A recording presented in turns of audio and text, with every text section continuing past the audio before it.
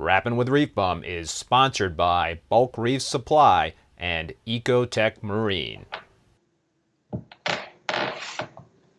Hey, what's happening, everybody, and welcome back to another episode of Rappin' with ReefBum. I'm your host, Keith Berkelhamer. So, on today's live stream, I welcome back Joe Caparatta. Hey, Joe, what's happening, man?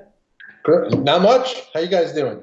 So, Joe is, well, we were just talking before the live stream, and I had this whole bio ready to read, and Joe just threw me a whole bunch of curveballs, so I'm going to do my best to hopefully not mess it up. But so Joe owns, a lot of you know, Unique Corals, which is a wholesale and retail facility in California. Joe also started Manhattan Aquariums, a retail store and maintenance company in New York City, and so they were supposed to move. Now they're not moving, but I guess they are moving. There's a whole bunch of things that Joe needs to explain clearly to the audience out there, so we're all on the same page. He's taken over a place in Long Island. They're expanding in California. There's a lot going on. Joe is a busy guy. He's also the co-owner of Marco Rocks, and he has written about reef keeping, the reef keeping hobby, and also been a guest speaker at conferences. But before we start chatting with Joe, I want to thank the sponsors for this show, Bulk Reef Supply and Ecotech Marine. I really appreciate them supporting the show, and I also appreciate all you folks tuning in. I see there's a whole bunch of you that are accompanying the stream. Welcome back. And we, as always, encourage comments and questions in the chat. I've got a whole bunch of stuff I want to talk to Joe about, but we can certainly deviate from that list of questions that I have. So, Joe, man, it's been a while since we had you on the live stream. How's it going, man? It's going. You actually mentioned it's been 2 years, and I couldn't believe it. I was thinking the last time we did it, I must have had this building I'm in now, but no, I did not have it then. So quite a lot has happened. I'm right side up. Came out of the pandemic okay. I'm okay. I'm healthy, and ready to talk some corals and stuff. So I'm good. All right, dude. So what's a skinny in terms of what's happening? Let's start with New York, right? So you've got Manhattan Aquariums, and you started that company, and it's a retail, and it's also a maintenance service company. Yeah. So talk to us about what's going on in New York with you and your company. So the store has been there since 2005. Built it myself. I moved to California in 2012 and still ran the store, went back and forth. And then right around 2016, 2017, we started getting letters from the city that they were going to enforce eminent domain, which basically means they kick us out on our butt. Tough luck, the city's taking over the building. So for the last 5 or 6 years, they've been running out of money and then getting money again, and then doing the project, and then the pandemic hit. And so basically we've been yo-yoed around not knowing if we're ever going to have a home. That translated to us never being able to get a lease renewal because the landlord didn't know what was happening. The existing landlord sold the building to a new owner. He's been having us on a month-to-month. To make an even longer story short, we expect to be evicted or handed our eviction letter this summer. So again, we're month-to-month. And in anticipation of that, I started looking at alternatives and ideas to move our facility because, as you know, you just can't pick up and move a fish store. So an opportunity came up in Long Island to acquire an existing store with a lot of potential on Old Country Road called the Aquarium Village. And that deal wound up going through in February. So my manager in this store in Manhattan Aquariums wanted to become my partner. So we did it. So now he's my partner at the aquarium shop. We've moved some of our merchandise, show tanks, some of the existing staff there, and Manhattan Aquariums is still running. So there was we didn't know for a while if we were actually just going to move everything, but we decided there was no real reason to do that. So we still have Manhattan Aquariums. It will get moved this summer or the end of this year into probably a smaller facility. And there's an entirely new entity about an hour away in Long Island to serve the customers and people's needs out there. And that's called the Aquarium Shop. And that opens May 1st in a couple of days.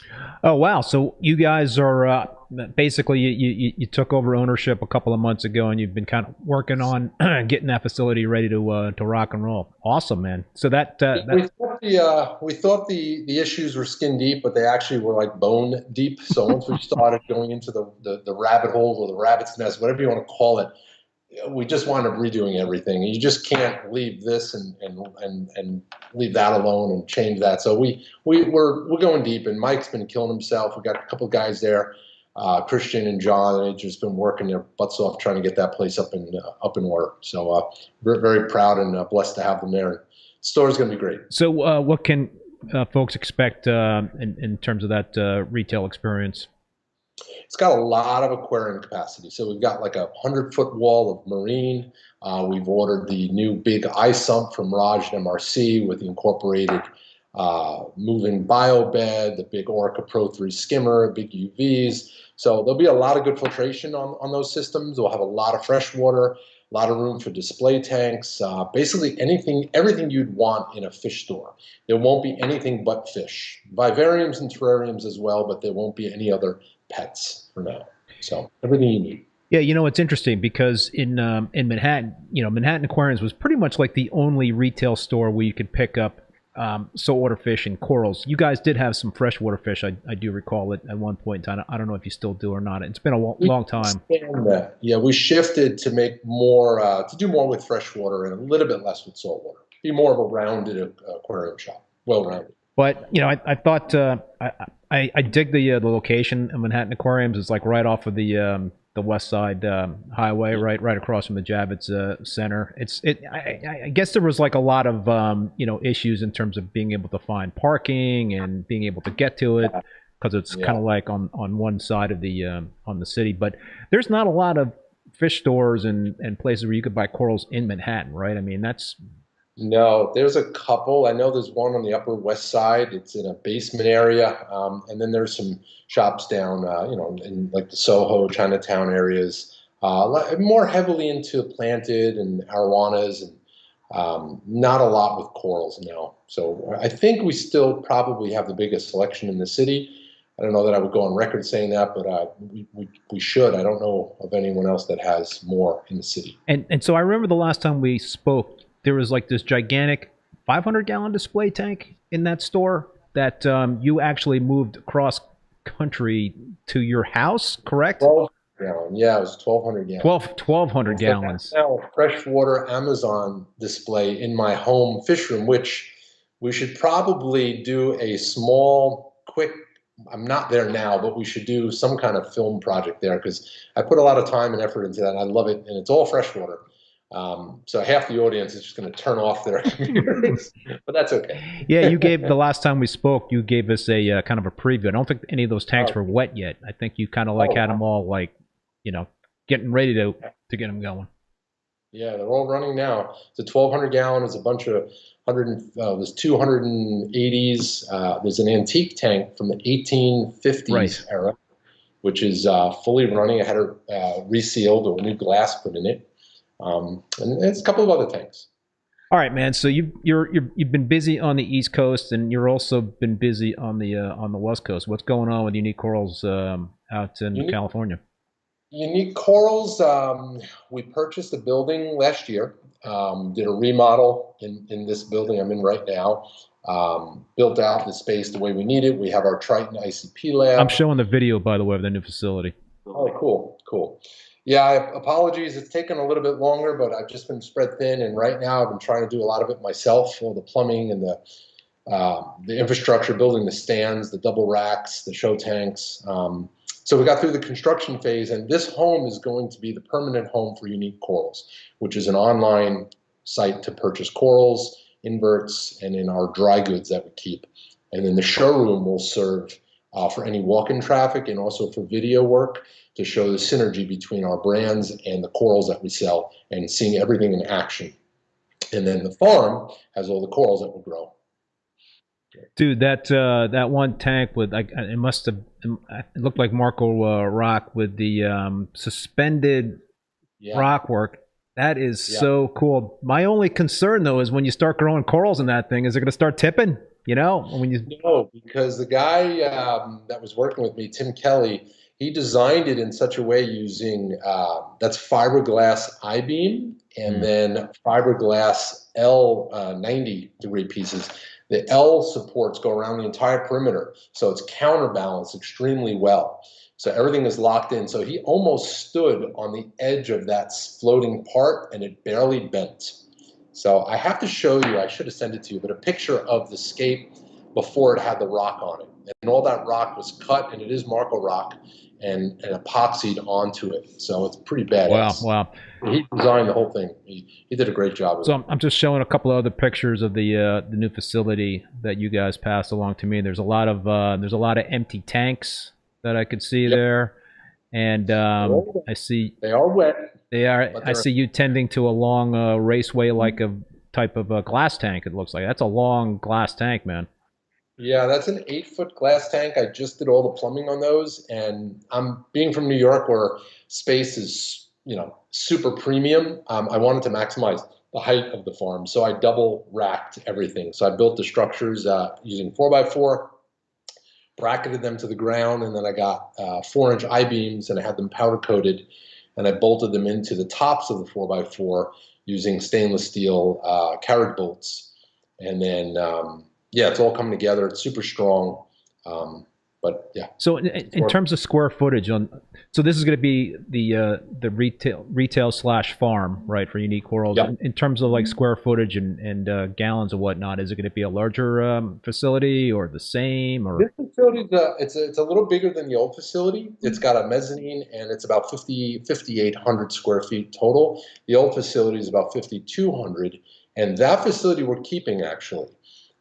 Unique Corals merged the wholesale entity with United. Actually, United Reef, it was not a merge. It's a brand new entity with 3 partners, including myself.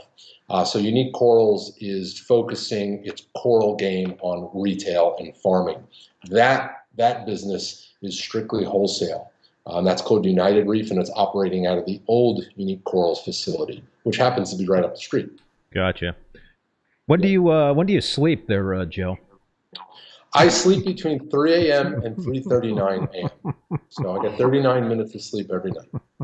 Just so I see a couple of questions already popping up, but let's just kind of start with some more general questions that I have, and then get into some of the specific questions that I'm seeing here in the chat.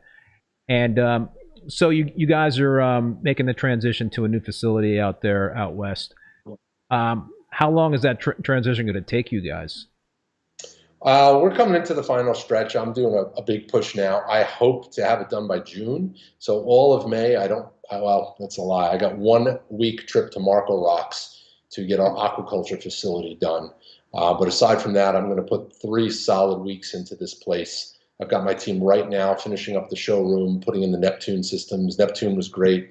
They helped us out with a lot of the controls for everything. And then the farm is just getting buttoned up, and the farm tanks will be finished. So to answer your question, this summer really will be fully operational. All of our corals will be here, and people can start coming in. And we're going to hold some retail hours in the showroom. So our goal is to be open maybe 10 to 12 hours a week, where people that are in LA can come and visit us, see our corals, see our signature line, touch and feel the products, and ask questions. That's cool. So how nervous are you about the transition? Obviously you want to make sure that it's seamless and you don't have any livestock loss and all that stuff, and it's a sensitive thing. You want to be able to maintain the the bacteria population that you have in the old system versus going into the new system. How are you guys prepping for that? I'm doing something interesting on my end. I have 2 different systems, 2 different tanks. I got a 187-gallon tank. It's an SPS dominant tank, and I also have a 225-gallon Peninsula tank that I started about a year ago. The 187-gallon tank's a mature tank, SPS dominant, just chock full of corals, and it got to the point where I just needed to do a reset on it because maybe there's like 9 or 10 big colonies in that tank that are just grown in and crowded a lot of stuff out, and it's only so much you can do in terms of pruning and cutting back stuff. So I'm taking the transition really slow, and I'm going to do I'm slowly cutting back on the corals in that tank. I'm actually going to be swapping out all the rock in that tank because most of it's encrusted with corals. So I just it sounds like you're doing a similar thing in terms of taking your time with it. But what are you guys specifically doing to ensure that you have the best odds in terms of not losing anything in that transition?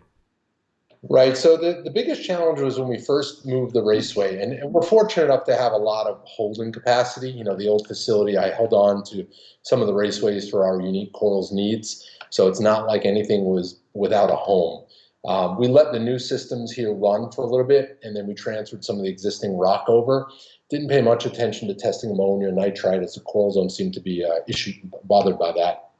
Our thing was just getting the systems balanced with the new hardware, new dosers, new dosing containers, new Wi-Fi. Those are the things that screw us up more than anything. Once we had true stability, even the room temperature was throwing us off.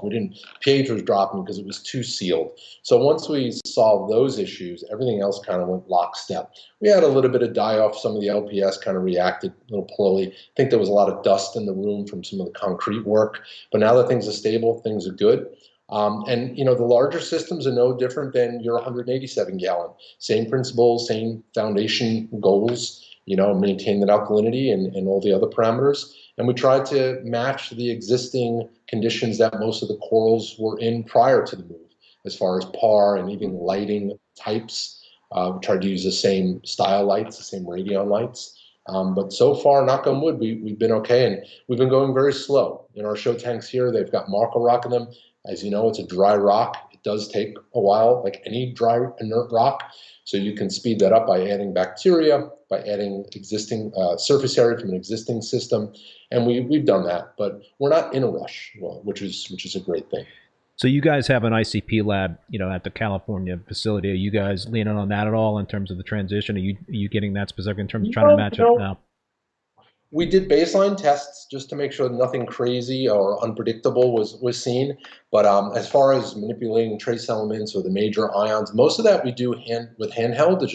It's not cost effective, even though we own the machine, to use ICP for everyday testing. So our guys are testing alkalinity every day, magnesium and calcium every day. We validate that with our ICP machine. But as far as the move, it's mostly just elbow grease and patience. Yeah. But fine tuning of the system for the long-term care, that's where the ICP really comes in and keeps us right where we want to be, humming along. This is probably a good point to ask this question from Mohammed Gendia, and the question is iron and manganese important for a reef tank? So you talked about ICP tests, and there's a lot of different elements in the ICP tests. Specifically, how important do you think those two elements are? And then I guess my next question to you would be, what would you say would be, like, say, 5 other top 5 elements that you should really be paying attention to in an ICP test? Right. So I want to start by saying that a lot of the evidence is anecdotal. There's not a ton of literature on the actual roles that these metals play, but a lot of evidence has presented itself, again, through hobbyists learning trial and error, that these trace elements do play a vital role. And you could see the difference when you dose the vibrancy of the colors, the size of the polyps. The corals just look happier. Iron and manganese are very important, especially in LPS like Goniopora. For years, we couldn't keep Goniopora, and it was theorized, I believe it was Julian Sprung that first hypothesized the role that these two elements play. And we think that a lot of the elements play a functional role in the enzymes to prevent the toxicity effects of the products of oxygen. We have these strong LED lights right now, and a lot of the systems run with low nutrients because the systems are running so well. And the zooxanthellae algae is producing so much oxygen, if the coral can't break it down and get that oxygen out, it's toxic to their tissues. And a lot of those enzymes that are responsible for that seem to be dependent on these metals. The burnt tips with Acropora, it's been theorized it's a limiting factor of not having enough trace elements. You find a lot of these Goniopora and elegans and fleshy LPS, like Cathephilia, they're in muddy environments, very mineral-rich, silty environments in the wild. So they're probably extracting a lot of that stuff. Plus the water column itself there has very low levels, but consistent levels of these trace elements. As far as adding and dosing things like iron and manganese, In natural seawater, they occur in very, very low doses, but they are, concentrations, but they are present. They happen to be close to the limit of detection on an ICP machine. So we do recommend dosing, and even though you might not see it on your ICP, the ICP is going to validate that you haven't overdosed. So it'll keep you from running the needle too high. But stuff like iron that gets oxidized very quickly and gets used up very quickly, you're better off having a methodology that incorporates this into the system every day, every few days. So people that dose it, like with the Core 7, it's in the supplements and it goes in every day. So anecdotally speaking, these elements are critical to the success, the long-term success of things like Goniopora. Yeah, a few folks are commenting. Terra Reef Aquaculture Aquariums. We have manganese on a dosing pump on our main aquaculture system. Reef to Sea Forever. I dose iron and manganese. Great Bearded Reef 8 Paul dosing manganese, chromium, cobalt, iron, and iodine daily. Yeah, what else, Joe? I would be careful with some of like cobalt and some of those exotic heavy metals. I don't know their function. Maybe some people do. People do report different colors or intensities of colors by microdosing. A lot of people experiment, and I'm all for it. But as far as the key ones, I remember Mike Paletta told me something that stuck in his head. He came back from a trip from Europe, and he had interviewed a lot of successful reefers, and it was strontium and molybdenum was the takeaway elements that was the common denominator between a lot of these successful tanks. And coincidentally, a lot of them, like David Saxby, was using Triton testing and performing those tests weekly. And as soon as those levels dropped or they were non-existent, he saw it in his tank, and he was dosing massive amounts of it. Now, certainly you can get these elements from heavy feeding, from doing water changes with the salt that's rich in these trace elements, but you don't want them to become a limiting factor. So dosing them seems to be the preferred way to maintain them. What salt do you guys use? We actually use Instant Ocean here in our mass systems. And then we use Red Sea Blue Bucket in our reef tanks. There was a while we couldn't get Red Sea Blue Bucket and Instant Ocean. We get it locally here. It's priced right. We have the ICP machine, so we can add whatever we find is lacking or missing. And it's just been a good all-around salt for us. A lot of public aquariums use it as well. Yeah, I've been using Instant Ocean for a while myself. And, the only, you mentioned that you have to, I guess, just be aware in terms of being deficient on certain things. The only thing I test for really with the IO when I mix it up is magnesium, and so typically I'm having to supplement the magnesium because it's coming in like around 1290 or something. Got it. You bring that up a little bit. Yep. What about potassium? Are you guys kind of keeping an eye on that in terms of when you're mixing up salt? Not so much when we're mixing up salt. We're just maintaining normal baseline levels. I think 400 ppms. We've spiked it a little bit. We'll notice some enhanced color. I know Justin Credible was experimenting with it when he was at Reef Gen, or maybe before that. Anyway, he was up to 800-900 ppms, and he was selling the colors were insane. It was something he recommended. I personally probably wouldn't recommend. Standard sea level concentrations is what I would aim for. So you think daily dosing in terms of traces would be better versus like doing heavy water changes on a weekly basis, because you're essentially replenishing those trace elements daily versus once a week? We use daily, yeah. The whole thing with regular water changes, it's expensive. You're throwing the good water out along with the bad. So if you know what you're deficient in and you can get into a rhythm and you know what the tank needs, you can save money and do less invasive maintenance, as well as reduce some of the variables that trip people up. If you're not on top of your RO system, the internals within the RO, or if you have a bad batch of salt, look at that tropic marron snafu.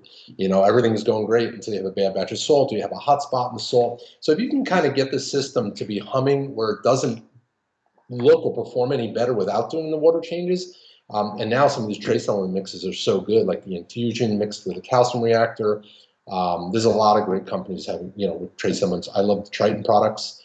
So yeah, you can do it without water changes, but water changes are great. Talk about the difference in terms of dosing trace elements when you're using a calcium reactor versus two-part, right? I mean, you have to actually do some different dosing, correct, if you're doing a calcium reactor versus two-part? Well, classic two-part is alkalinic calcium. which really doesn't have. Most of the companies are now making something that includes some trace elements. With a calcium reactor, you do get some trace elements, but not enough. And it also comes down to what media you have inside that reactor. You know, a lot of the crushed coral, you're going to get some trace elements. Whatever was deposited into the coral skeletal structure is going to get redissolved into the system. Most of those crushed corals also have, you know, broken snail shells. So you're going to get some orthophosphate. That's why a lot of the crushed media has higher levels of phosphorus. We use the Triton and the Stocko media, which is a pure marble. You're not going to get the trace elements out of it, but you're also going to get a lot less phosphate, and it's going to last you a lot longer. It's super dense. So it's very, very clean, very reliable. It's dense, so you're not going to get, you know, any fluctuations really in alkalinity, but you do need to dose your trace elements on top of that. And Triton came out with the infusion, and there's a calculator on the website. If you have X amount of mLs of effluent coming out of your reactor per day, you dose X amount of this infusion product. What's in infusion? Infusion is trace elements. Trace elements designed to match the effluent of a calcium reactor. It's not going to take care of some of your major ions, maybe your boron or magnesium. You know, you're still going to want to add those, but yeah, it's going to take care of your traces. Just looking at some of the comments in the chat here. I'm not looking at them, so I'll be distracted if I want. There was one comment about there was a comment about the beer I was drinking. They lost and sip of sunshine. Yeah, this is liquid gold. Liquid gold, Feel Aquatech, liquid gold, and Combitech. Yeah. We got some questions about specific your favorites in terms of SPS corals. Let's get back to that because I had a whole bunch of. We'll get into the coral part of the discussion in a little bit. But I wanted to ask you, Joe. You mentioned Ghanies and trace elements, and you guys have this. I don't know if you still have it. The Amaze Balls. Is that how you pronounce it? Yep. Amaze Balls, Ghani. Amaze Balls. Yeah. Amaze Balls. And so, yeah, you talked about Julian Sprung in terms of just Goniopora care in general, and Jake is called your Amaze Balls Ghani the homewrecker of flower pot corals, and it does fetch a pretty penny. Yeah. So tell us the story about that Ghani and why you think, you know, I guess the answer to the question in terms of why Ghanies are doing a lot better these days versus years and years ago is because of the trace elements. But the original, I think I have it saved right here, and if I don't, I'm not going to tie up your live stream. Yeah. Oh, there it is. It is. I don't know if you could see that. Yeah, there it is. Okay, so that was a Goniopora that came in from the Mackay region in Australia. So along the Great Barrier Reef, it's roughly 1,200 miles. The Cairns area is in the north, and then you get down to Mackay, is like the middle to a little bit less than the middle. And then you get down to Lord Howe Island, starts to get a little cold down there, down near, you know, north of Sydney. But anyway, the Mackay bandwidth is where we get the gold torches, scalimia, some acans, actually a lot of acans, and some really cool Goniopora. And they shipped this one piece in, and we all unbagged it, and we looked at it, and our jaws dropped. And for a few seconds, nobody said anything because we had never seen anything bright orange with the yellow stalks. And I said, that's effing amazeball. And so the name stuck, but the effing part got cut off for obvious reasons. Yeah. So the Amazeballs Ghani, which is really the effing Amazeballs Ghanis. And then I felt, and once people started asking for it, I was like, well, maybe I should change the name. It's kind of a low-class name, but it's fun. I mean, there's worse in the hobby. Pink Boobies Chalice and whatnot. You know, so I never had any luck with Ghanies years and years ago, but you know, like the last 5 years, I'm growing them like weeds, and it's amazing to me. And I think a lot of it is also because most of the Ghanies that and Alveopora that came into the trade were collected, right?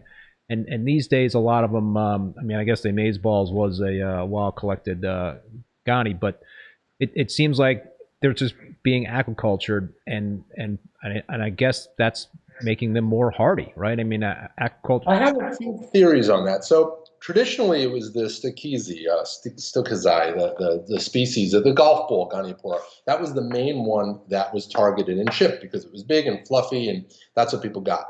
Inside the skeleton of that was a lot of organisms that would die during transit, and it would rot from the inside out. So it was always theorized or said in practice that if you cut it and frag it soon after it's imported, you have a much better chance of success. But for so many years, people weren't fragging them. And then there's different species, ones that don't produce the giant bull. They're more flat, they're encrusting.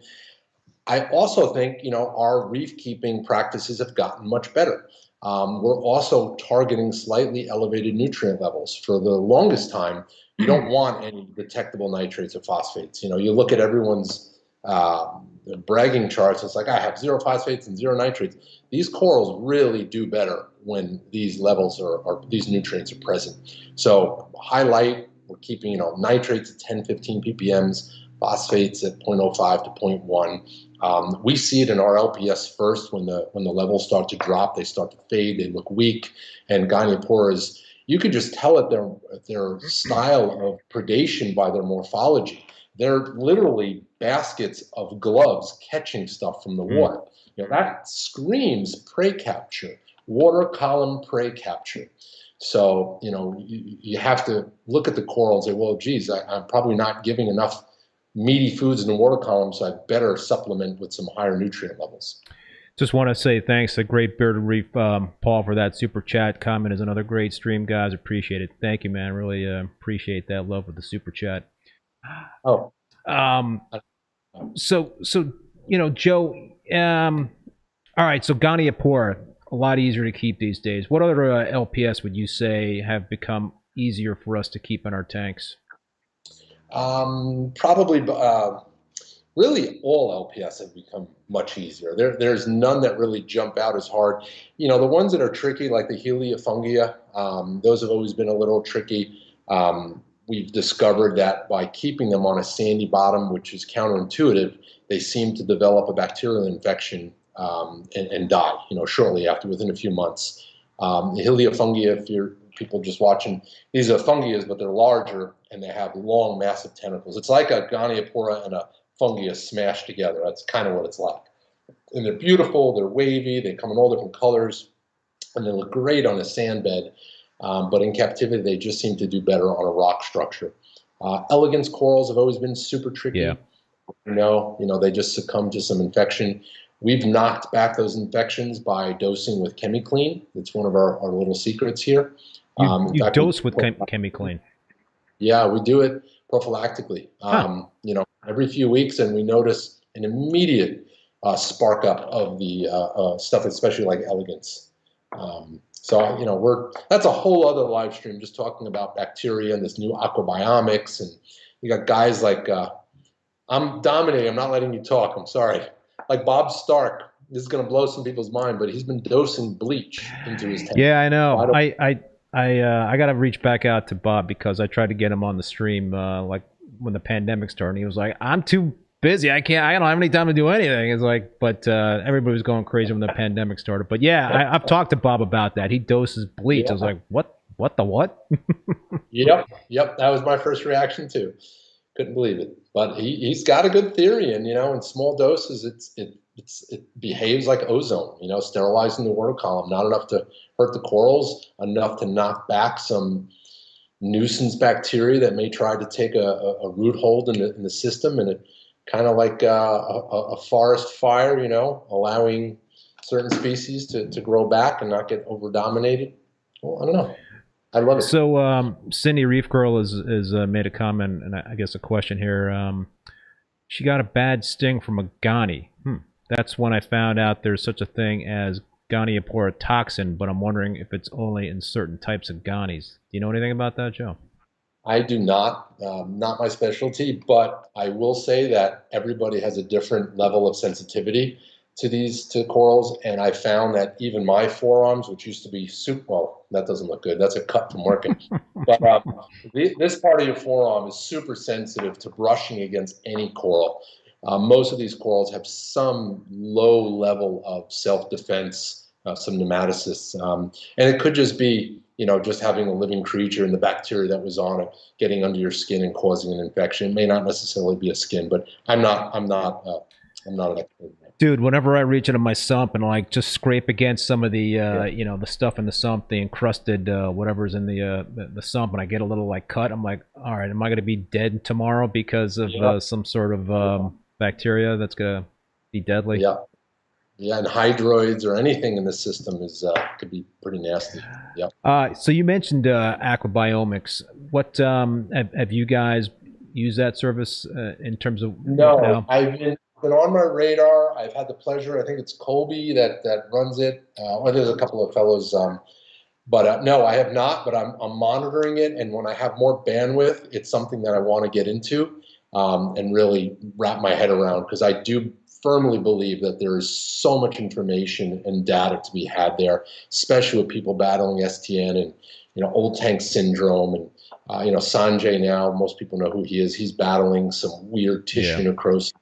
And it's been theorized that, in these old systems, there's just an imbalance of good bacteria versus bad bacteria. This will shed some light on that for sure. Yeah, no, I had him on the live stream, and we talked, and I've utilized his testing. It's interesting stuff, in terms of trying to determine that ratio of good versus bad bacteria, and you could really kind of drill down in terms of specific types of bacteria. You could even determine if you have any pathogens in your system, like acro-eating flatworms or other anything else that might. I think even aptasia. It could tell you whether you got. Everybody's got aptasia. I mean, I don't know how you get rid of aptasia. But so do you guys do any bacteria dosing to your systems, or not at all? No, we haven't done any. We have traditionally in our systems, we have such an influx of live coral coming in that there's so much coming in on the base. Knock on wood, I mean, our systems are pretty mature and solid. Very little holes in the methodology game there. We have a lot of tools at our disposal. We have a team of 10 to 12 people who just work on the systems full time. So we're blessed with a lot more time to work on them than the average hobbyist does, who's balancing a family life and a work life and has to squeeze in a few hours a week. And then when things go wrong, they got to somehow come up with even more time. So, all right. So you guys are monitoring bacteria testing, monitoring bacteria dosing. Have you done anything major in terms of your methods over the past few years, in terms of making changes to the way you guys tend to your tanks? Or have you pretty much been consistent throughout the years? I've probably, since we started dabbling with like the Hydro Wizards, we've stepped up our flow. I think we were underflowed, if that's a proper term. But as far as methodology, no, it hasn't changed. If anything, we've just added layers to it. And just tried to get more regimented and more disciplined and minimize the time between testing. And testing, even when we predict the results will be good, because it's when you start to get comfortable and complacent, that's when you have a trip up. So, the lighting now, I mean, we're hitting 800-900 par at peak, even 1,000. Really? No, that's at the surface. Yeah, the corals underneath in one of our farm tanks are at 850. We just tested. I'm going to show the coral video of your the unique corals with all the corals and the SPS tank and whatnot. Cool. Yeah, we've got a bunch of flow on there. I mean, it's wicked. No substrate, and just intense light. The nutrient levels are saturated. I mean, 10 to 15 ppms nitrate, like I said. Always try to keep some detectable phosphate in there. And we do run a Kalk stir on that. All the farm tanks at this new facility are going to be set up with Neptune equipment and dosing the Triton Core 7 4-part. So we probably won't be supplementing with Kalkwasser. The pH is very high and balanced with the Core 7, so the Kalk stir won't be needed. What's your typical range for pH, the low and the high? It's not something I obsess over, but as long as it's not dipping into the 7.7s, 7.6s, I'm fine with it. We find that when there's more people in the room, when I was monitoring it more, we actually saw that during the work days, the pH was significantly lower than on the weekends. And the only difference is there's less bodies in the room. So we put an air compressor on the roof and we plumbed tubing down into each sump. And we bubbled it with an air stone 24/7, and that drove the pH up. So that really helped, taking outside air and pumping it in. What about alkalinity? What is that? 8. Yeah, we target 8. 8, and is that kind of the parameter you lean on the most in terms of your, at least for the SPS? For stability, as you know, and keeping the corals happy, alkalinity is the holy grail thing to maintain. Everything else is supportive of that, you know, not letting your magnesium drop or your calcium starts to precipitate out. And then everything else, not overlooking things like strontium. You know, the frags use a lot of strontium. So when we're constantly fragging and cutting, the strontium levels drop quickly. It seems the new tissue, as it heals, uses strontium a lot. And that's something that'll be quickly depleted. And these are not things you just want to spot dose without checking. So there are titration kits, but we're fortunate enough to have our ICP machine, so we can just throw a sample in there and get the results the next day. What's your main mechanism for nutrient control? It depends on the system. Some of the systems are chronically low, so we overfeed. I know, and I'm embarrassed, I don't even know the chemical, but I know they're dosing. It's just not something I do on a daily, but they're dosing a liquid nitrogen supplement. It's something they get at a chemical supply house, very concentrated. We have to fill out all these waivers and disclaimers in order to buy it, but it's something you can make bombs with, I guess. But we dose that, and it goes a long way, and that helps to elevate the nitrogen levels, ammonium nitrate or something. Yeah, I'd imagine with all the corals that you guys have in your systems that those corals are helping to absorb a lot of the nitrate and phosphate. Especially with the highlights. And I remember the days of swapping out metal halides or T5s. As soon as I would do it, the alkalinity would drop the next day.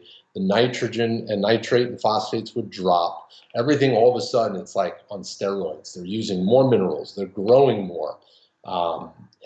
Yeah, so we run our lights very bright. As you know, these LEDs are super bright, and they suck up those nutrients. So you mentioned you guys are still using the Radion 5s. I saw some, I think, skylights in the new facility. Are you thinking of transitioning to some other type of lights? So we picked up 6 skylights to try over 2 of the systems. We've got Illumagic Blaze, which I love, and then we've got some G5s. The farm is mostly G4s and G5s. It's about split 50-50. Sorry. The farm and the raceways over at the Old Unique Corals facility is all G4s. You know, Ecotech makes a phenomenal light. But yeah, there's some really new stuff coming out from Illumagic. These X4s, I can't wait. They're coming out in August. Heard nothing but great things. And once we try and convert some of our stuff and hopefully put them over our farm tanks, it's an Illumagic product. You know, there's we've talked about it on this live stream several times, and there's been some other folks out there talking about this in terms of that some LEDs there is a lack of UV in the LEDs, and you mentioned you know, Sanjay, him having issues with his tank in terms of some RTN STN going on, and I know Paletta had the same thing. And Paletta had this theory that there, you know, he was running the Radions, but you know, there is a theory going on out there that there is this lack of UV in certain LEDs that is potentially. Mike's theory is that it is potentially allowing the not killing these pathogens that potentially could be harmful to corals. So you guys have been using LEDs, I imagine, for a number of years in your systems. Have you guys noticed any you know, types of you know, issues with corals under the LEDs? No, and we've run systems, as you know, metal halides have a good amount of UV. We keep the UV channels on a lot of the lights, you know, optimized to bring out some of the more colorful pigments. But that's the first time I've heard that theory. Makes a little bit of sense. You know, some of the microorganisms, if exposed to enough UV light, certainly they become a little sterile. It's not going to target anything on the undersides or anything that's not bombarded with enough UV wavelength energy Certainly not going to work on a large organism. I think like a flatworm, you just don't get enough Right. energy into that. But it's a theory. Enough UV to not hurt the coral, but enough to keep it somewhat sterilized. Some merit there. And I should make the distinction that I'm talking about, you know, UV that can penetrate down to the corals. I guess certain lights do not have measurable UV that can penetrate down to the corals versus other UV lights. Unorthodox Reef is asking, are you guys using the G5 Pros or Blues? We have some of both. Mostly the Blues because the Pros weren't available at the time when we switched over. But we run both. Yeah. Folks, I want to remind you that if you have not hit that like button, please do so more people can find us on the find this live stream, and also questions.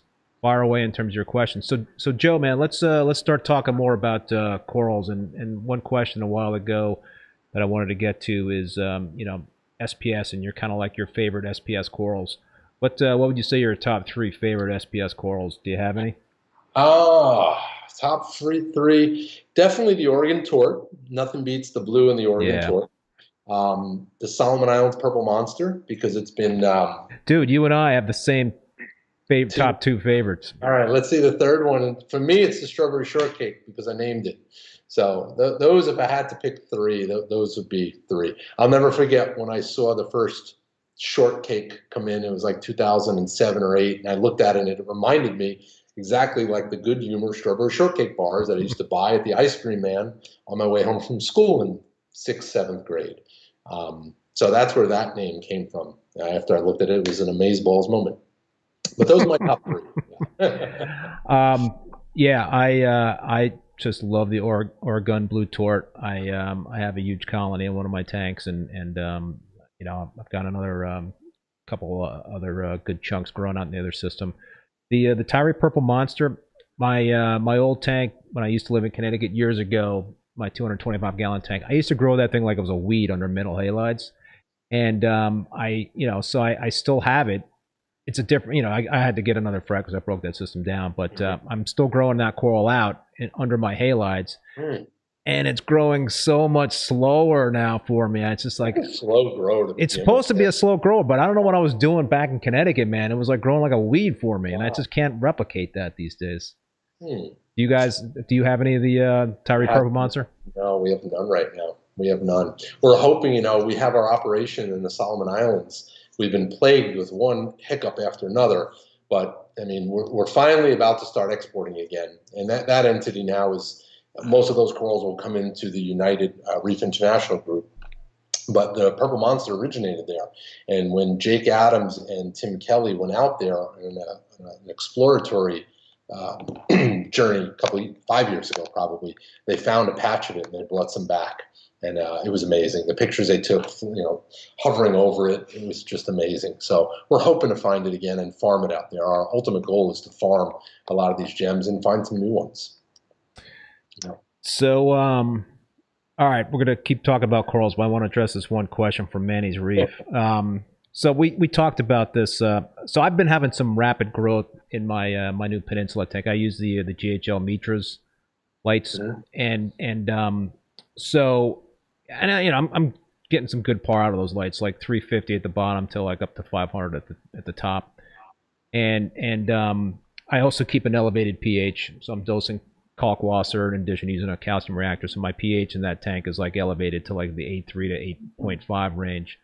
I believe it's probably mostly pH related in terms of that rapid growth, but you know, certainly lighting to me is a key component of having good coverage. But I'm you know, seemingly I'm getting better growth in that LED lit tank versus my other tank under halides and T5s.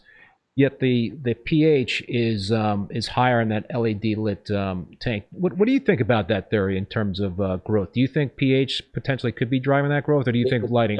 Correlation. You know, calcification is hindered with a low pH. I mean, look, you know, the global warming crisis, and as soon as the ocean water pH drops, you know, they're worried corals won't calcify as quickly. So absolutely, one main limiting factor to growth is a low pH.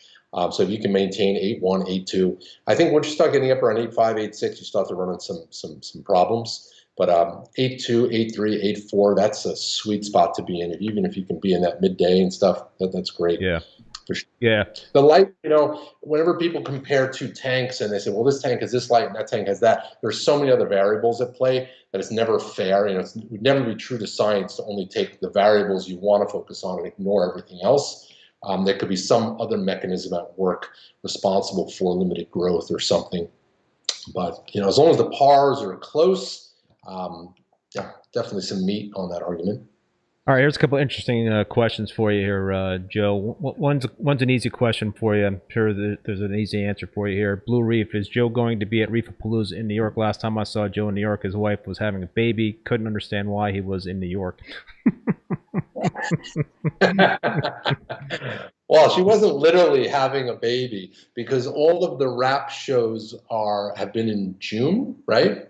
And my two kids are born in March and April. So she probably just had one, and I'm like, all right, I'm out. You're good. No, I will be there. I'll see you there. I'm going to be there too. Yeah. We actually do not have a booth. Oh no. I'm just going to go. I'm going to just enjoy this one. I'm going to schmooze. I'm going to hang out with people. Get to just mix and mingle and not be tied down to a booth for once. But we will have a booth at the California Rep. Cool. James Scott, what are some tips, Joe? He's asking you to be successful at starting a business to help offset the cost of the hobby starting out. What are some tips in what context? You want to offset, turn your hobby into more of a break-even type of thing? Sounds like it. Yeah. So we actually source a good amount of our corals from local hobbyists. And that may sound like a surprise, but the diversity of stuff we grow in-house can never meet the demands of our existing constant customer base. Maybe in time when we can get more and more and more farm pieces, but the people that are on our website every week, every few days, they want to see something new. And the only way to do that is to either import coral, which is very expensive, very hands-on. I do it. I've been doing it for years, but you need to bring in a lot of coral, and it's fairly unpredictable. You don't know what you're getting until you open the box. However, Gary down the street or Steve Garrett at Acropolis, I know what they have. Their corals are great. They call me up every week or two. They send me videos, pictures, and they're looking for, to unload corals at, mass amounts, 200-300 at a time. My point is, don't overlook selling to your local store. Unique Corals is a pretty big online vendor, and we source directly from hobbyists. I would love to buy only directly from hobbyists if I could. You make money, we get to make money, everybody wins. You're not dealing with 50 wacky customers, you're just dealing with me. And we give you a check and it's fine.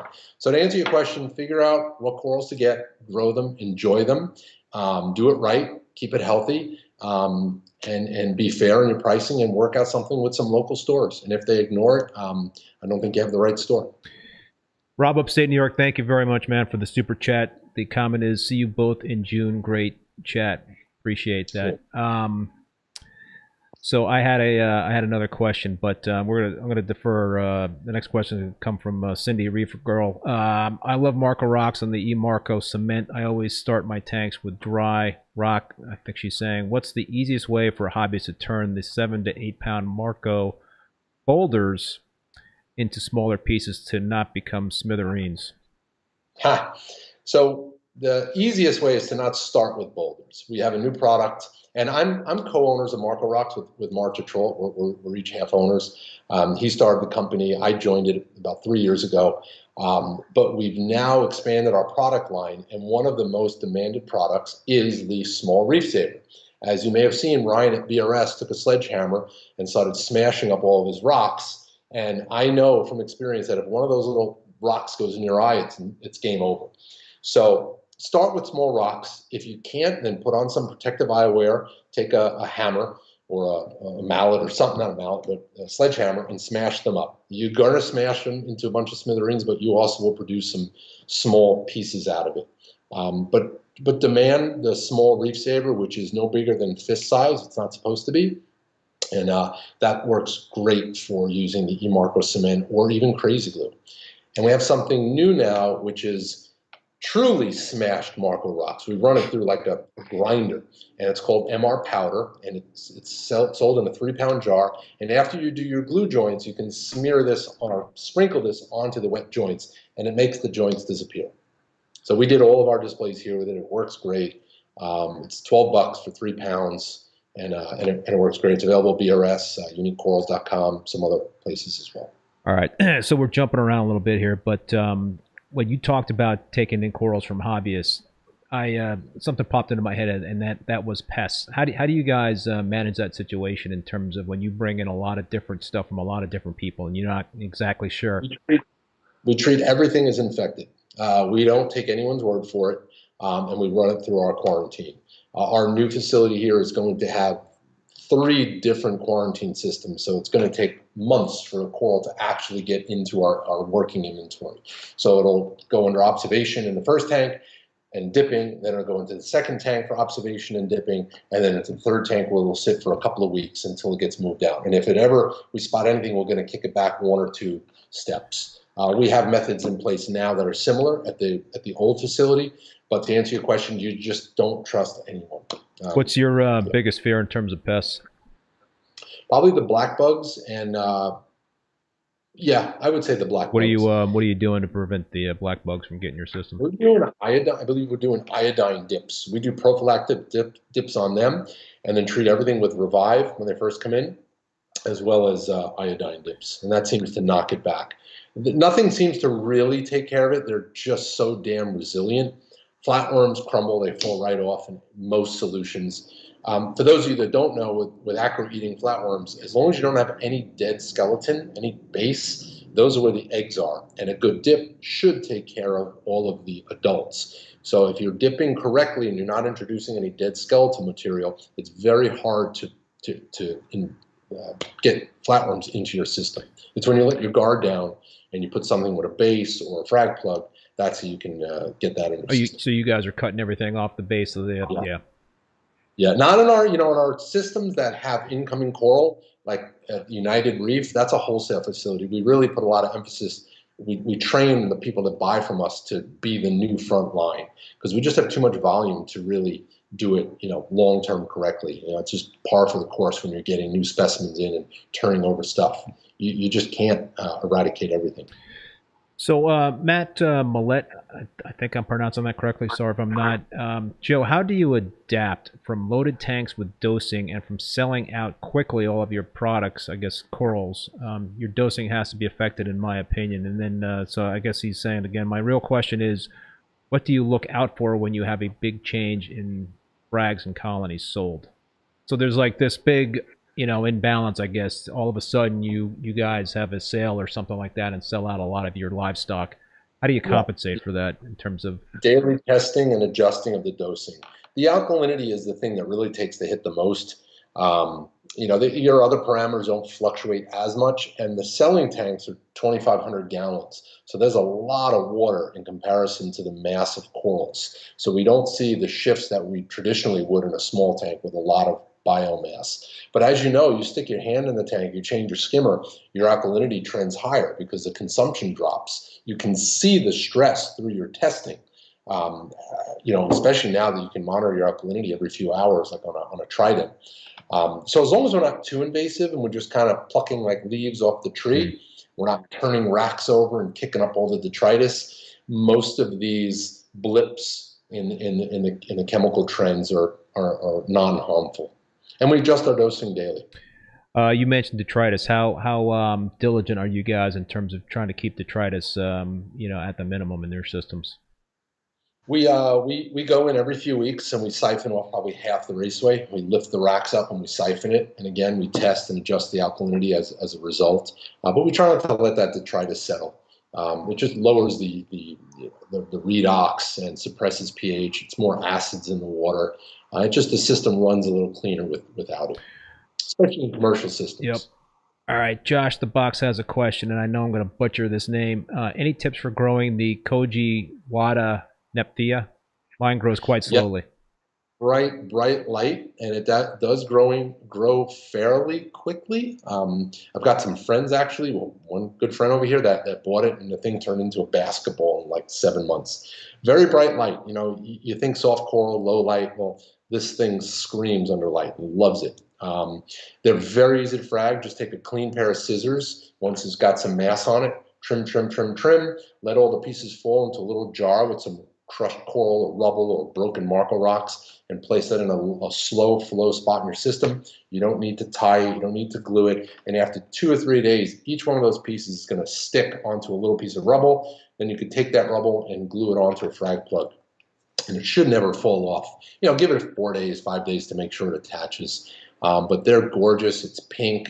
They're they're photosynthetic, but they also prey capture. So you know, they do need nutrients and food in the water column, but they can survive, unlike the non-photosynthetics, which tend to wither away unless you target feed the heck out of it. But it's a hardy coral.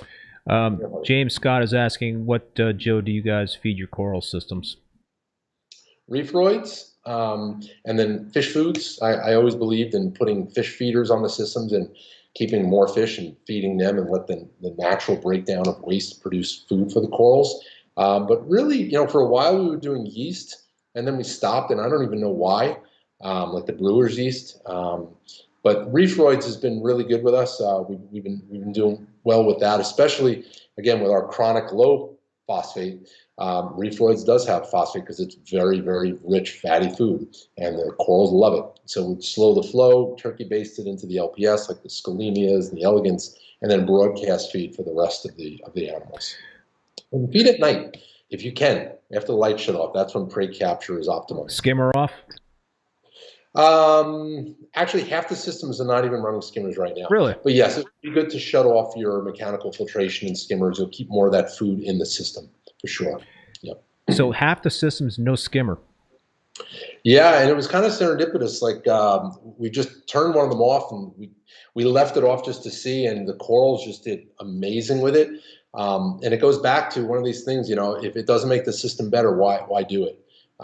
So we've got also some new people working that are not fans of skimmers. They feel they either read stuff or they feel through experience that it just pulls out too much of the good with the bad, and it does pull out a lot of waterborne bacteria and calcium and trace elements. So there's a good argument to keep it on the system. Well, that's, you know, one thing I was kind of throwing out there as a potential theory in terms of why a lot of people are dosing bacteria these days is because, you know, the equipment that we use versus many years ago is a lot more efficient. The skimmers are stronger, the filtration equipment is stronger. So, you know, is that stuff pulling out bacteria? But I think, you know, where we'll always kind of end up is like, you know, when I had Sanjay on, he's like, show me the proof, you know, show me the evidence that you've got skimmers pulling out the good stuff.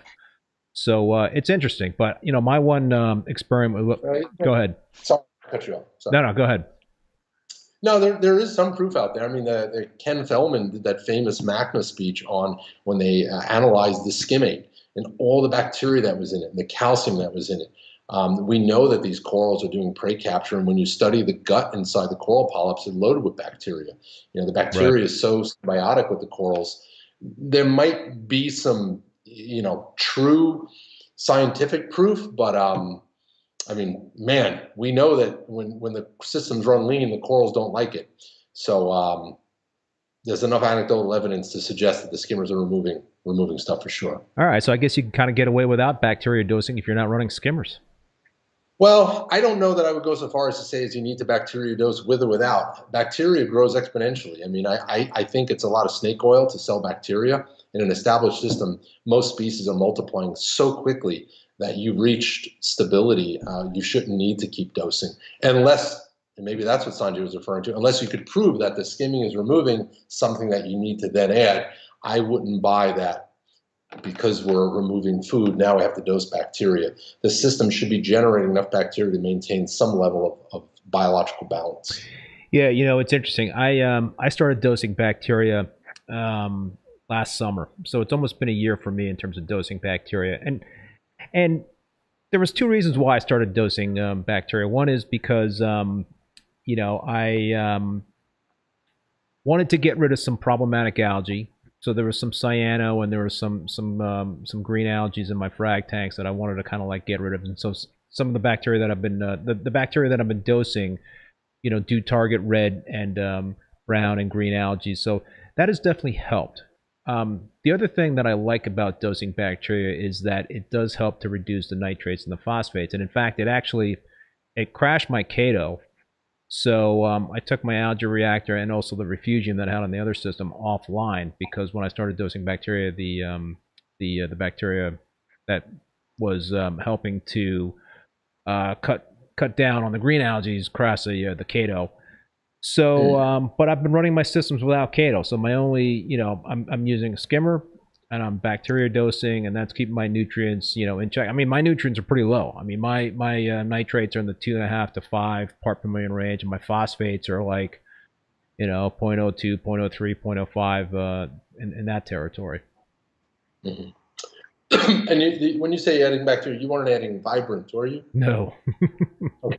I tried that once for some dinos, and man, that was like just one problem after another. But no, it's the Brightwell's Microbacter 7 and the Microbacter Clean products. Right.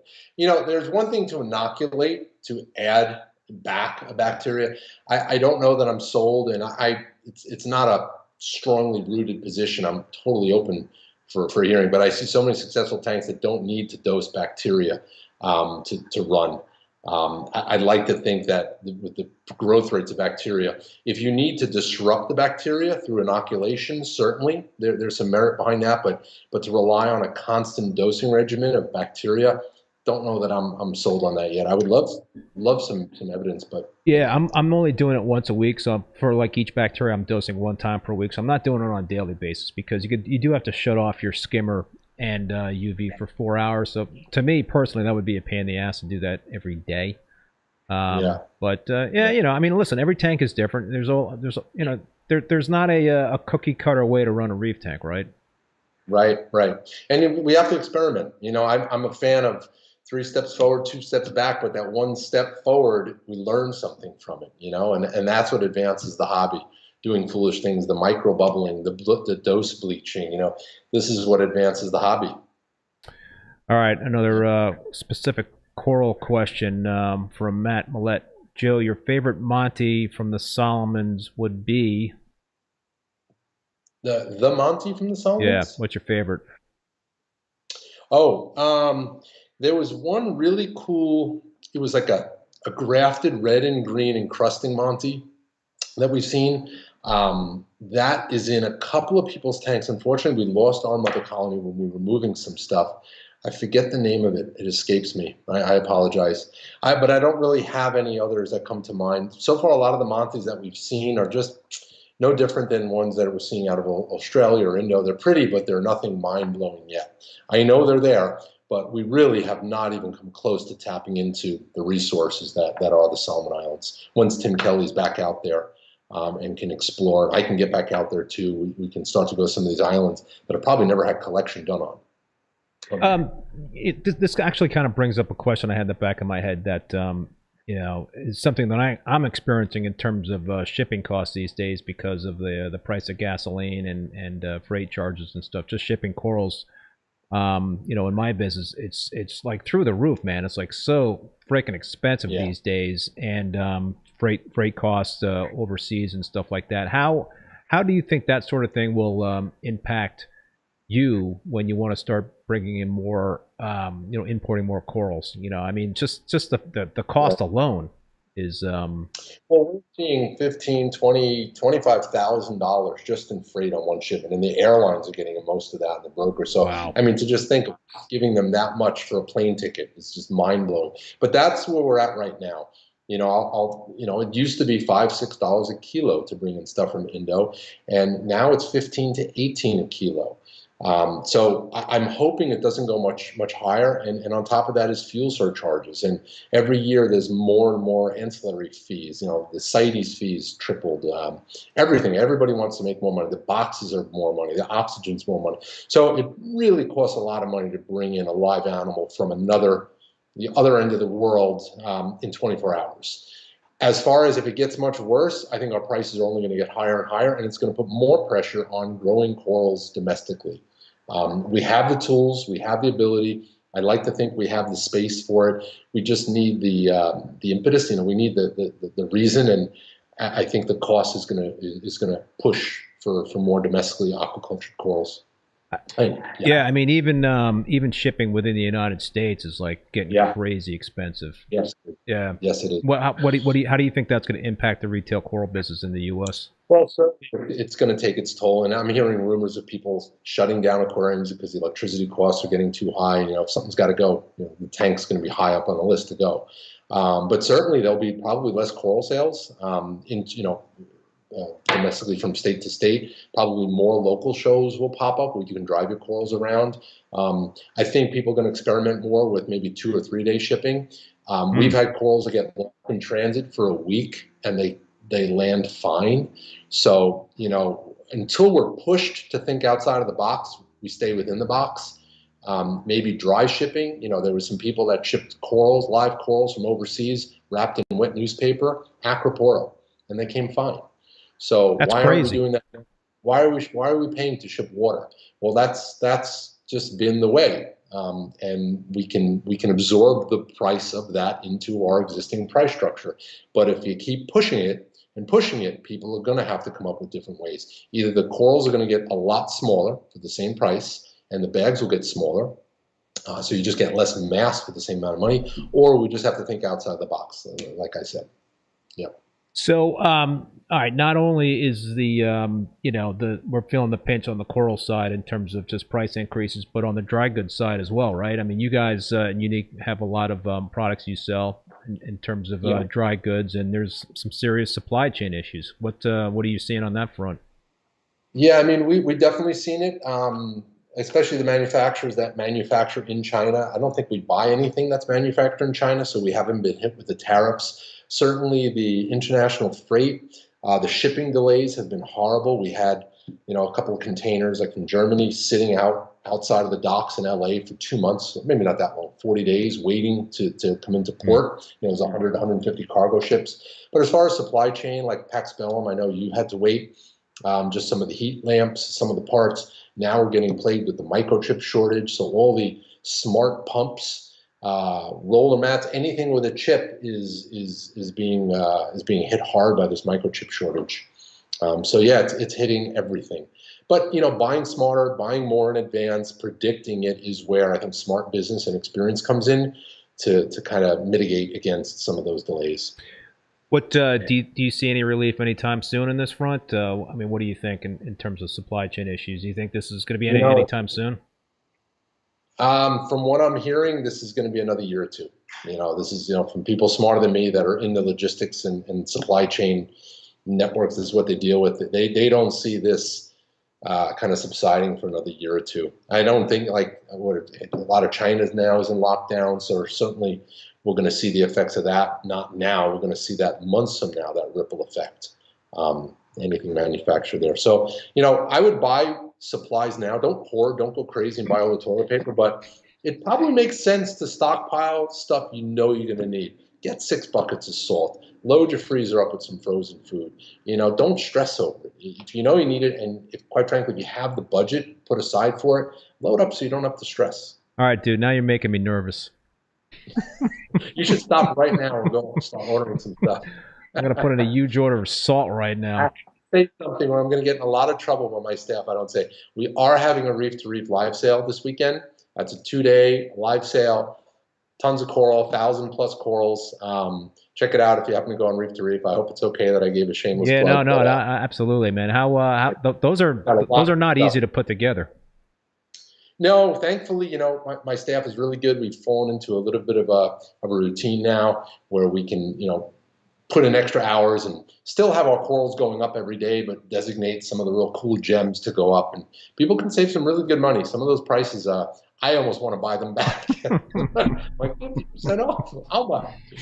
Yeah. But it's good stuff. Everybody wins. Yeah, for sure. So what's the future hold for you guys, man? I mean, obviously you've got a lot of projects, but you know, this is a kind of a corny question in terms of where do you see you guys in like 5 years from now? But if you had that crystal ball, what would you hope to see? I see this facility that we're thankful enough to own to be a well-oiled machine with amazing farm tanks.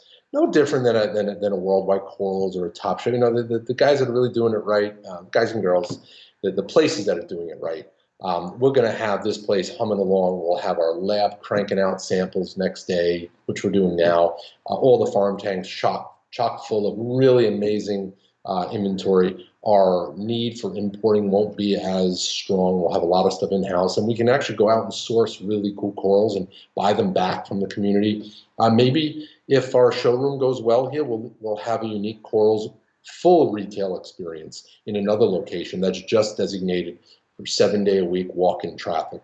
But that's kind of just a fantasy right now. I don't need to take on anything else. But for unique corals, I see us just doing the same thing we're doing, but just doing it better, more efficient. I believe in the theory of trying to make your business and even your work, your life a little bit better every day. You know, if it's a 0.5%, 1%, you see the benefits of that compounded. And after a couple of months, you really start to see change, real change. So we try to make our systems a little bit better, and in training and the hardware, everything. So there's been a lot of consolidation in the business, right, the last year or so, but not really on the coral vendor side. Do you ever see that happening, where like a Unique Corals might partner with another coral vendor out there in some sort of fashion?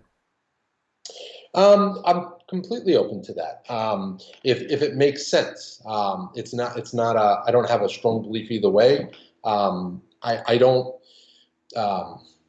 There's very little that we're lacking right now. Maybe resources and time. So if that solution resolved or allowed us to, have more time and more resources, certainly, 2-3 heads are better than one head. So, yeah, I'm totally open to that.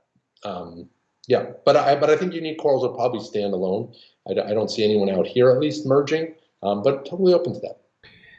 Yeah. So, folks, any other questions, please post them in the chat. I got a few more myself, Joe. So, yep. General tips for SPS, having success with SPS, what would you say your top 3 tips are? I would say corals are a lot more resilient than we give them credit for, but you have to give them a fixed environment. Remember, the coral reef has been dubbed to be one of the most stable environments on Earth. These corals and the animals found on a reef don't possess mechanisms to deal with change in their environment.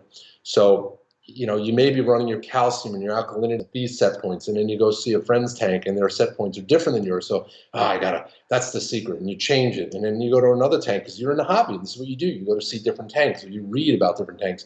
And this person's running a Cater reactor, or this person's, microbubbling. So you keep changing these things and nothing's working. And you get very frustrated, but it takes a long time for the ship to straighten itself and to see that clear water behind you from just going in one direction.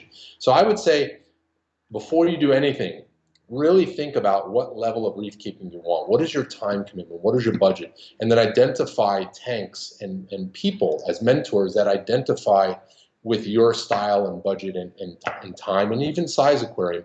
And then try to replicate something. Don't reinvent the wheel. Find a trusted methodology that doesn't incorporate a million bells and whistles. Some of the best tanks out there literally just have a sump. As far as turnover rate, the Triton method has a ton of turnover. And then we get guys like Sanjay that has clownfish breeding in his overflow. Yeah. So, there's no right and wrong. It's doing whatever you're doing right. Yeah. Yeah, no, that's very well said. So I would assume then you guys are more of in terms of monitoring versus controlling, right? With all the technology out there, are you more about monitoring versus controlling stuff? Absolutely. I've shifted gears a lot. Monitoring is great, but it should not be a replacement for controlling. I think a lot of people look at technology to automate things that they don't enjoy doing, and that's a recipe for disaster, especially with life support. If your loved one was on an oxygen machine and they needed you to check on them every few hours or every 6 hours, I'm just going to throw it on a computer and go to Vegas for the weekend. It's not going to end well. You would never do that. So you got to treat your tank. It's life support. You got to really, use technology, use automated testing, use monitoring, but don't replace your intimacy with the aquarium. You have to stay intimate. You have to be able to look at it and see something's not right. This coral used to be happy, now it's a little faded. And a lot of the problems show their ugly head before their problem. You should not be losing a coral or a fish that was doing well. It does happen, but most problems in reef tanks happen with one thing first. So don't let your guard down too quickly. And I want to correct, I said there's no wrong and there's no right. There is plenty of wrong. But when you're choosing a method that has proven itself to work for others, try to stick to it instead of jumping around. Do you tend to think Montes are a good like canary in the coal mine in terms of tank issues? Do you kind of see the Montes starting to get pissed off more so versus other corals, or are there other corals that you think are more indicative of that? I think a Monte is a good coral for that.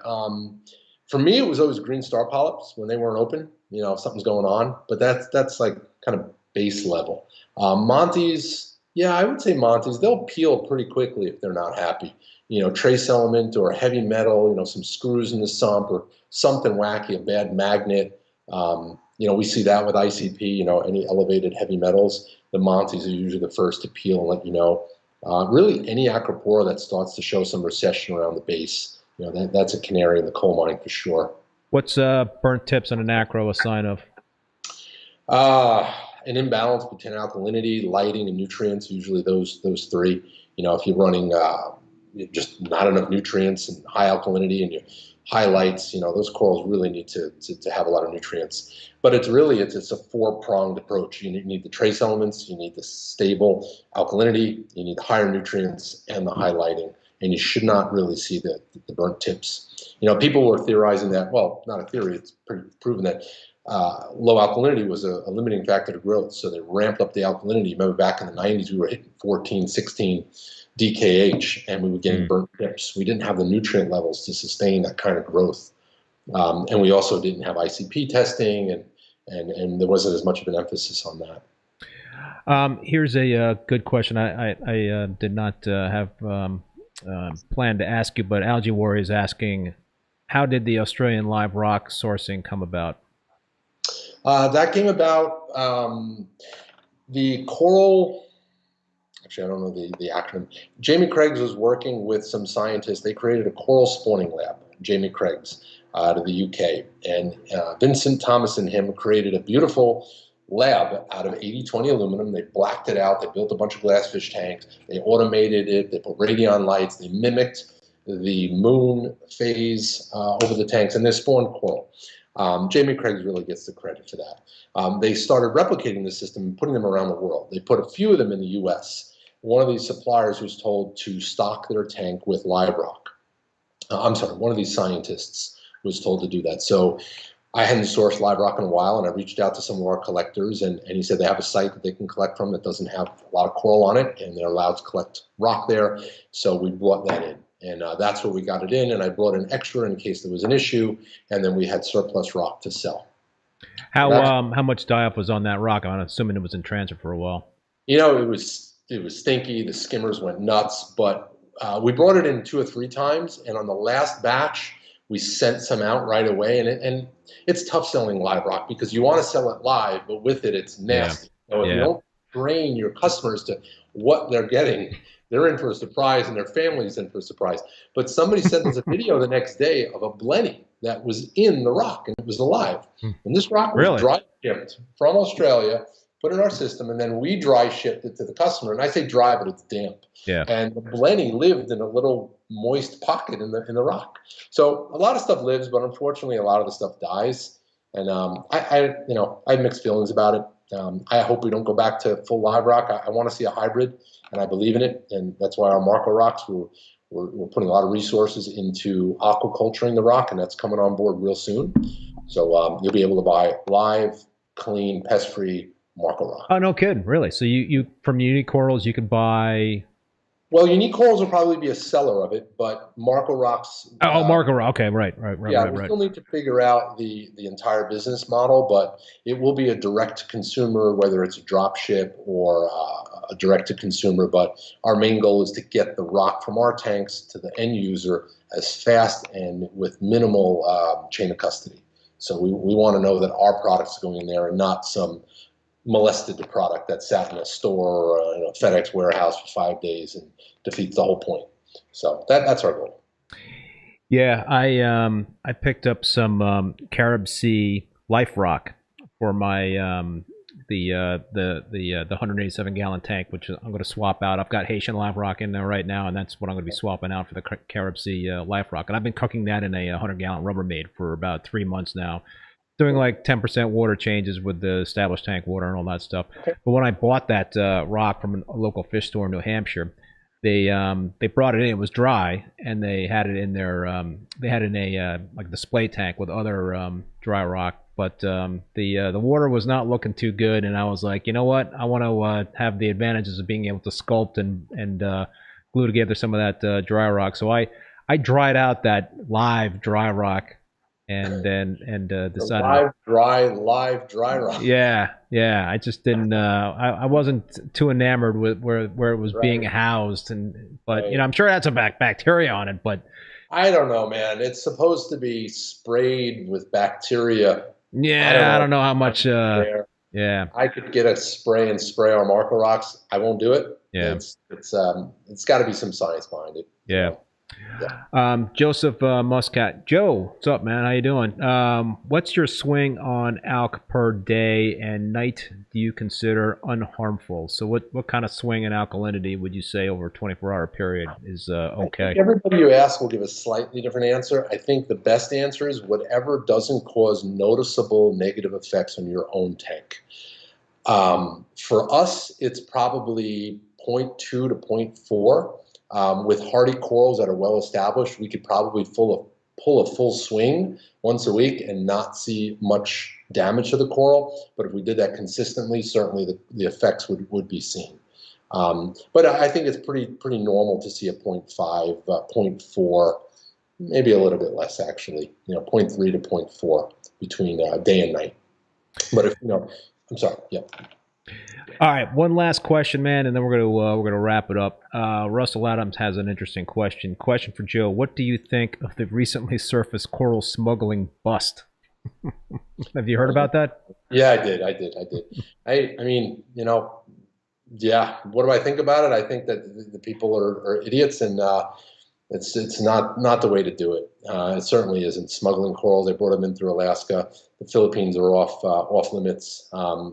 But yeah, you can't do it. There's so many examples of people getting pinched. I'm surprised more people don't. I mean, our industry seems to not have, we go a few years between each bust, but yeah, it happens.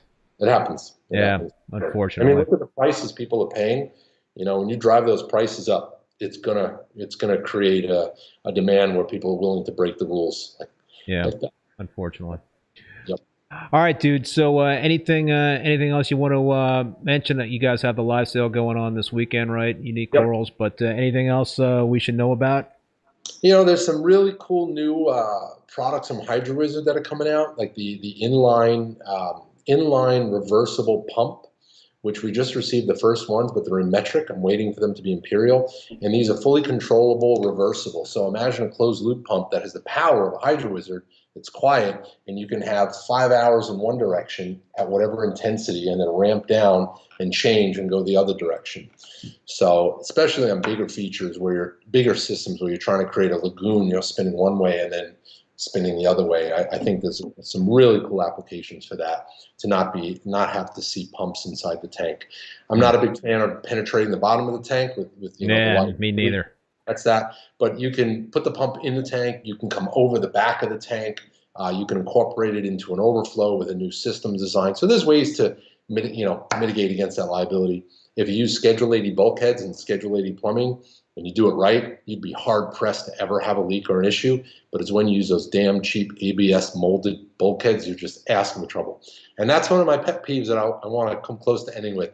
People buy these $10,000 fish tanks and they put a $7 ABS 2-part molded bulkhead on it. Don't ever do that. When you order a tank, give them the whole size if they don't know it, for like a Hayward or a Spears Schedule 80 bulkhead, and plumb it the right way. Yeah. No, you don't want to mess around with that stuff. No, and you see it all everywhere. Yeah. All right, man. Well, listen, this was awesome, Joe. I really appreciate you taking the time again, and we'll hopefully bump into one another at Reef Palooza in New York in June. Maybe we can have a non-virtual beer. There you go. For sure. All right, well, everybody, that'll do it for this show. I want to thank everybody for tuning in, and I also want to thank Bulk Reef Supply and Ecotech Marine for being a sponsor and supporting the show. And thanks, folks, for being supported via that super chat, Paul. And Paul, I also want to thank Paul, who was the moderator of the program. Also want to remind everybody that all episodes of Rappin With ReefBum are now available as podcasts on Spotify, Apple Podcasts, Google Podcasts, and Stitcher. My next live stream will be next Thursday at 7 p.m. Eastern Standard Time, May 5th, with Kenny Lynn from Pieces of the Ocean. So it should be another great show. And if you guys want to check out the full schedule of Rappin With ReefBum in terms of the guests, visit reefbum.com under the YouTube section. Well, with that, everybody be safe, be well, and we will see you next time. Awesome.